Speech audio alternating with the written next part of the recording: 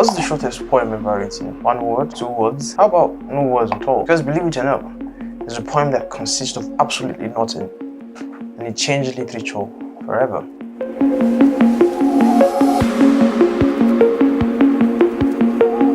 But first, let's talk about what makes a poem a poem.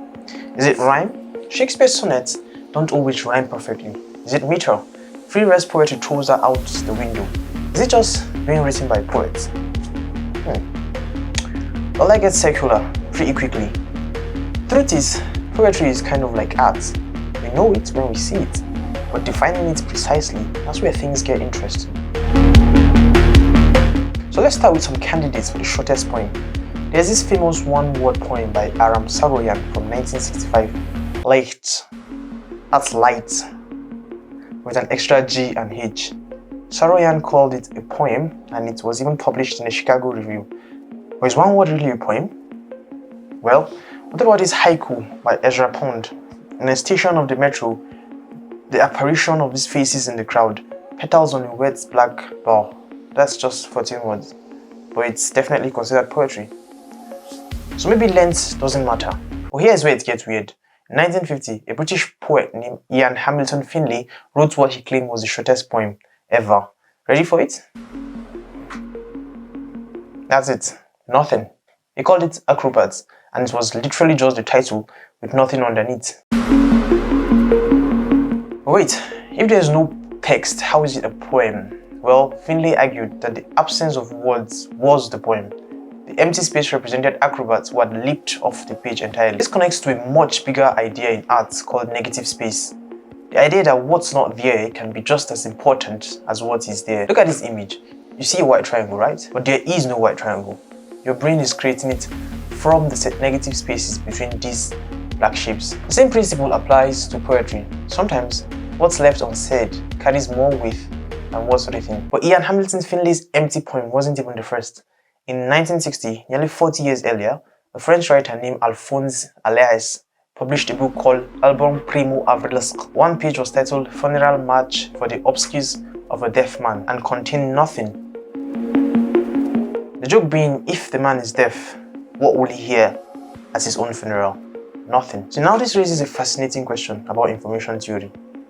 How much information can you convey with nothing?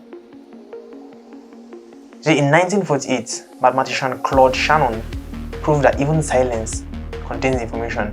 When John Cage composed 433, a piece where musicians sat in silence for 4 minutes and 33 seconds, he wasn't creating emptiness. He was making the audience aware of all the ambient sounds they normally ignore.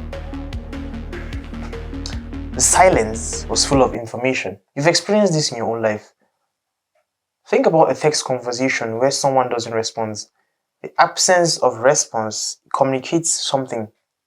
Maybe anger, maybe being busy, maybe you're thinking of what to say. The nothing says something. But here's a really mind-bending part. If we accept that a poem can be nothing, then technically every blank piece of paper is a potential poem. Every pause in a conversation, every moment of silence. The difference between a blank page and a poem might just be intention and context. This is what philosophers call the institutional theory of art. Something becomes art not because of its inherent properties, but because the art world declares it to be art. Now, if we are talking about the shortest poems with actual words, we have some interesting candidates. Muhammad Ali wrote Me, We. That's his entire poem about the transition from individual ego to collective identity. 2 words, profound meaning. But there's this one by Strickland Gillian, Lines on the Antiquity of Micro-Ops, Adam Hadam. Poetry doesn't have to be serious to be poetry. But, mathematically speaking, what is the shortest possible poem with words? Well, that depends on your definition of word. In English, we have single letter words, I and A. So technically, the shortest possible poem with recognizable English words would be 1 letter. Is that a poem? It could be. It's a complete statement about existence, consciousness, identity. But here's what's beautiful about this whole question. It reveals something fundamental about human creativity. We can take literally nothing and make it meaningful through context, intention, and shared understanding. The shortest poem isn't really about length at all. It's about the incredible human ability to find meaning in absence, significance in silence, and poetry in, well, anything.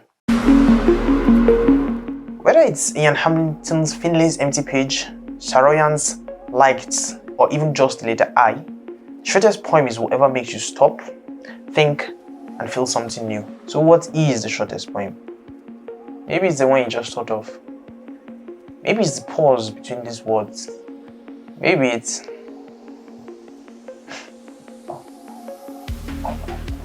And as always, thanks for watching.